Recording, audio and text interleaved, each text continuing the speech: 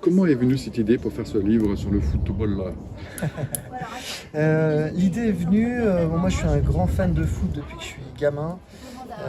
Mon père est un fan de foot énorme et il m'a transmis vraiment ce virus-là. Et je trouve qu'en fait aujourd'hui on parle énormément de foot, peut-être plus que jamais. Le foot est partout dans la société, dans les médias, etc. Mais on en parle beaucoup de façon négative, que ce soit la violence dans les stades, le racisme, l'argent, etc. Et les scandales en tout genre. Et moi j'avais envie de revenir un petit peu à la base de ce que c'est que la passion du foot et pourquoi on aime ce sport-là en particulier. C'est-à-dire les émotions incroyables qu'on peut ressentir devant des matchs, dans les stades, etc. Et pour moi, un grand match de foot, c'est comme un grand événement du monde en fait. C'est des événements qui marquent la vie des gens. Et donc j'ai trouvé des gens qui m'ont raconté leurs plus grands souvenirs dans un stade autour. Et comment ils ont été choisis? C'est eux qui se sont choisis? Ils Alors, sont désignés ou c'est vous?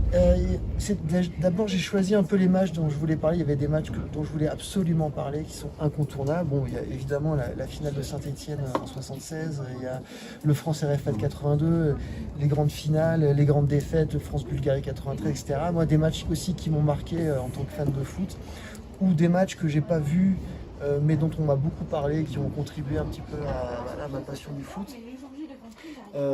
Et donc en fait j'ai trouvé des gens qui m'ont raconté, puis ces gens-là, les premiers ont tellement eu de plaisir à le faire qu'ils m'ont aidé à trouver d'autres témoins. Ils m'ont dit ah, moi je connais telle personne qui était à tel match, etc. Et ça s'est vraiment fait comme ça et j'ai eu de la chance parce qu'en plus les histoires étaient géniales, quoi. Et puis après il y a des matchs qui sont un peu moins cultes mais dont les témoignages sont vraiment géniaux, donc je les ai mis Comme aussi nous à Saint-Étienne, quand ils sont allés en 76, ils sont montés à Glasgow et ils se sont dit c'était le voyage de leur vie. Mais oui, mais là par exemple, c'est un monsieur qui s'appelle Guy Jiménez qui était à Glasgow en 76 et pour lui évidemment c'est un match qui dépasse le cadre d'un match de foot, c'est un événement de sa vie dont il se souvient toute sa vie, qui l'a marqué profondément. C'est un événement central de sa vie et c'est ça moi, qui me touche dans ces histoires-là.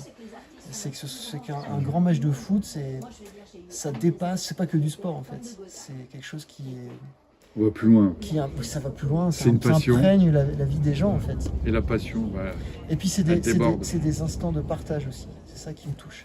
Les gens ont partagé ce moment-là avec quelqu'un de cher à leurs yeux, et donc c'est un souvenir particulier, et ça me touche. Et comment il est reçu ce livre alors? Vous faites la tournée des libraires? Ouais, et puis il a été très bien accueilli en médias aussi. J'ai eu la chance de faire quelques promos en télé, en radio, dans la presse quotidienne, et les retours sont très très positifs. Je pense aussi que c'est un sujet finalement dont on parle assez peu, de l'émotion dans le sport et dans le foot en particulier. Et donc je crois qu'il y a beaucoup d'appétit aussi à le lire, à le découvrir. Et c'est le même appétit que ces témoins-là ont eu à me raconter leurs souvenirs, quoi. Il y a vraiment ce truc. Oui, revenons un peu à la base de la passion, quoi. Merci Jean-Carl Lucas. Merci. Merci.